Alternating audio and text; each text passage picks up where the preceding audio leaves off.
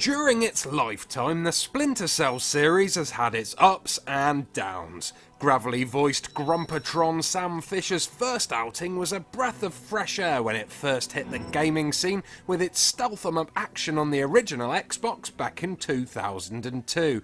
And like any successful game, it was milked for all it was worth, but after the fantastic third game, Chaos Theory, the inspiration teat ran dry and the follow-up Double Agent just felt samey and tired. Then in 2010, Splinter Cell Conviction was released, turning the original gameplay style on its head by pulling the stealth aspect back a bit in favour of stylish action and gigantic words on walls.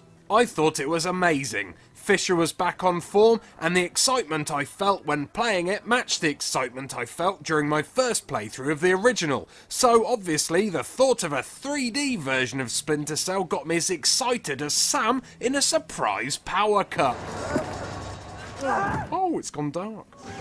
Trouble is, this new Splinter Cell game for the 3DS isn't new at all. It's a remake of Splinter Cell Chaos Theory, and the only real change that's been brought over from Conviction is the gigantic words on walls. So, if you played the game before and know all the shocking plot twists, there's really nothing here to entice you to play through it once more. And sadly, that's only a tiny problem when compared to the other annoyances which plague Splinter Cell 3D and turn one of the best games in the series into a frustrating test of patience. I'm hearing gunfire down there, Fisher. Is everything all right? I suspect that pretty much all of the launch games for the 3DS were slightly rushed. None of them were super standout, and many were incredibly short. But Splinter Cell 3D is the only one I've played so far which actually looks rushed, thanks to the poor presentation, below par 3D, and stunningly awkward controls. One of the main problems here is that Splinter Cell 3D is too complicated a game to work well on such a small handheld console like the 3DS. With its tiny screens and single thumbstick, the hardware is already working against the game from the off. The whole point of the Splinter Cell games is to survey your surroundings and smoothly pick off your targets without being spotted, but with this version it's such a struggle to manoeuvre around the levels that your master of stealth instead fumbles around like a drunken blind man, setting off alarms and alerting enemies at almost every turn.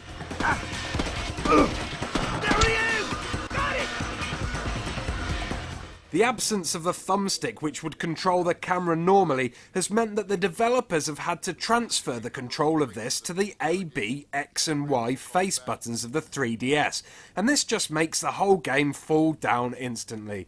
It's such a struggle to easily look around that half the time you will mission around like a horse wearing blinkers, so the majority of your game time will consist of you unfairly falling off ledges or blowing your cover because Sam's huge character model has blocked off half of the screen.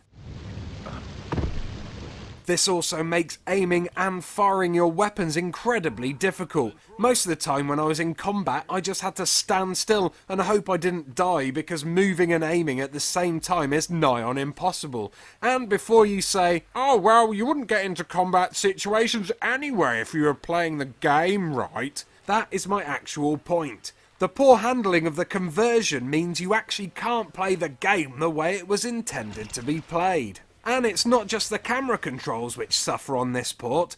Splinter Cell games are always chock full of complex gadgets and awesome weaponry, and using them has always been a bit tricky to get the hang of even on the big screen. But here on the 3DS, instead of simplifying things, Ubisoft have just crammed all of your weapons, gadgetry and interaction commands onto the touchscreen and created a confusing, cluttered nightmare of a menu. When everything is so close together and so tiny, it's incredibly easy to equip the wrong item when you're in a rush. But the worst thing is that you will have to take your eyes off the main screen every time you have a fiddle down below, so again it's easy to be caught unaware and unprepared by a wandering bad guy who will take great pleasure in gunning you down, causing you to have to sit through an incredibly long and boring load time before you can jump into the action again. It's great and even impressive that Ubisoft have managed to include pretty much the whole original game here, along with all the cutscenes, voice acting and even a couple of new features.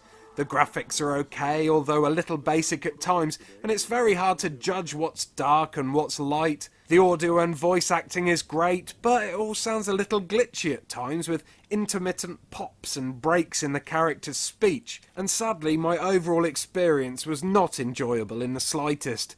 The truth is, the game borders on unplayable, and that is gutting because I'm a massive fan of the franchise and it would have been great to get a truly decent adult game in amongst all the launch titles for the 3DS. I'm sorry, Fisher, but you deserved better. Iya kan, iya kan.